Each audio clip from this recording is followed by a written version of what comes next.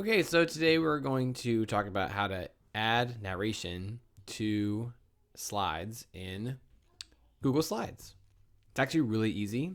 Unfortunately, it's not super easy. It could be super easy if you just could add the audio and record it right in Google Slides, but we do have to use a secondary tool. But I think it will still be really great and solve a lot of problems because you can. So before, you were not able to do this in Google Slides and only in PowerPoint, and it was very frustrating. So now you can do it in Google Slides. So the first thing that you do, or actually we'll turn around to the last thing that you do, if you ever want to insert audio into a slide, you can go to Insert Audio, and then it will ask you for some audio. So right now, we don't have the audio that we want to put in, and we want to actually record it straight into it. So what we have to do is get audio files into our drive that will have our voice on it narrating. So that's the step we're going to do right now. So we will come back here later. So I use a really quick and easy tool called Vocaroo. So you go to vocaroo.com and you get this page, which is just a simple voice recorder. Now it might not work right now because I'm recording with this screencast, but we're going to give it a try anyway. So just to record on Vocaroo, you click the microphone and you just start recording. So maybe it is going to work right now. So right now I'm recording and I'm talking into this thing and it's recording my voice. And when I'm done, I click stop and then I can play it back. So maybe it is going to work right now. So right now I'm recording and I'm talking into this thing and it's recording my voice. And when I'm done, I click stop. Fantastic. So now I have that. And if you can do it over if you want. Oh, wow. It has some extra things here now. This is getting fancy. So, I can redo it by hitting the redo button.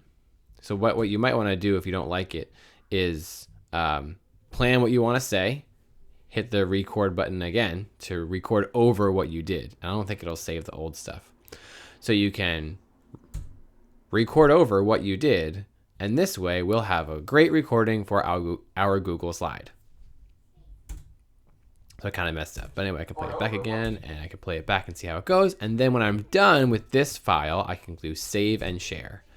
And what it does is it makes a link that I could share right now with someone. If I just wanted to share a voice recording, I could say, hey, go to this link and you get this voice recording. But we don't want that. We want this to go into our Google Drive.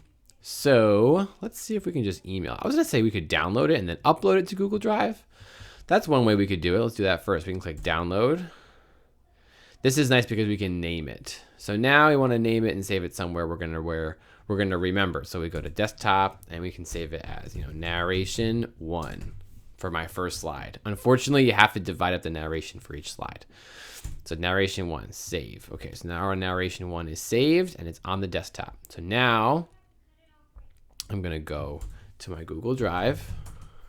It's a couple steps, but you could not do all the steps each time. It might be helpful to record your next one now and then download, and record the next one and then download. So then you have a nice list of all your narrations saved on your desktop. So you have narration 1, narration 2, narration 3, all on your desktop.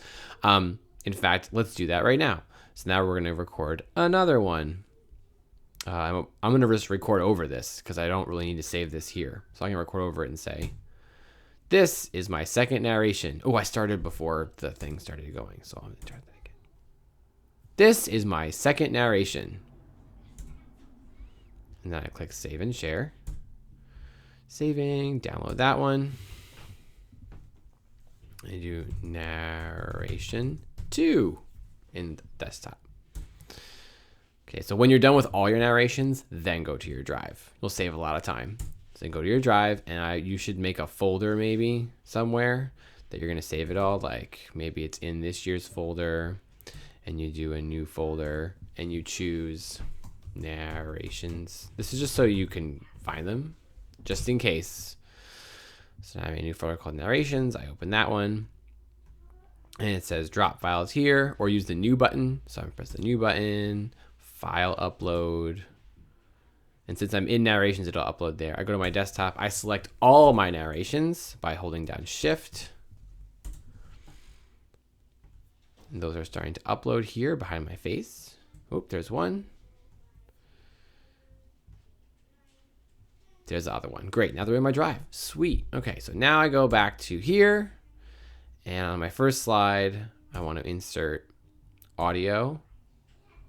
And it's loading up my drive. Sometimes the most recent audio files are right there. Look at that. Fantastic. So I want narration 1 on slide 1. Hit select.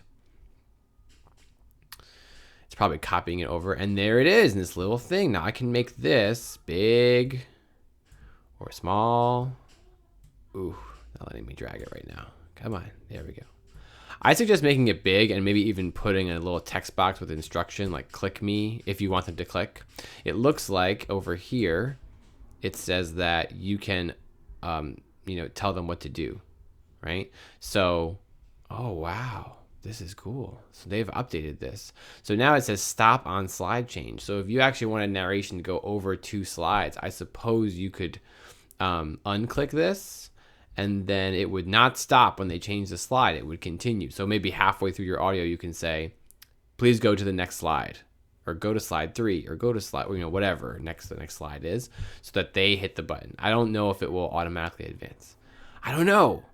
You can check that out. But I think keep it to 1 slide is easy enough. So you could say stop on slide change. So when they change the slide, it stops audio. You can make it start playing on click or start playing automatically, which means when that slide is up, the audio will begin. And you can change the volume. Nice. That is really cool. Okay, great. So we're going to do on click. So maybe the narration won't start until I click it. You can choose whatever you want to do, obviously. So now I have narration 1 audio right here. And then on my second slide, I'll do second slide, and I'm going to move myself back over here.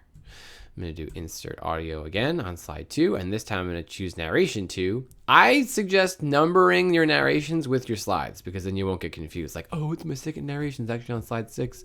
So confusing. So number your slides, number your audio with your slides, and then make it nice and big so they can see it.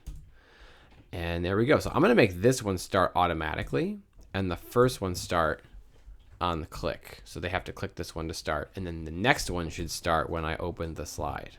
Let's see what happens. So I'm going to go and present now so I can check it.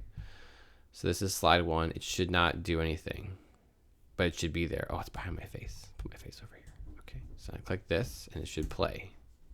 Or report over what you did. And this way we'll have a great recording for our Google slide. So nice, so good. Sounds just like it did before. And now I can hit the next slide here. This is my second narration. And that one started without me clicking on it. This is pretty great. That's how you add narration to Google Slides. I hope you have an awesome time doing this, and good luck.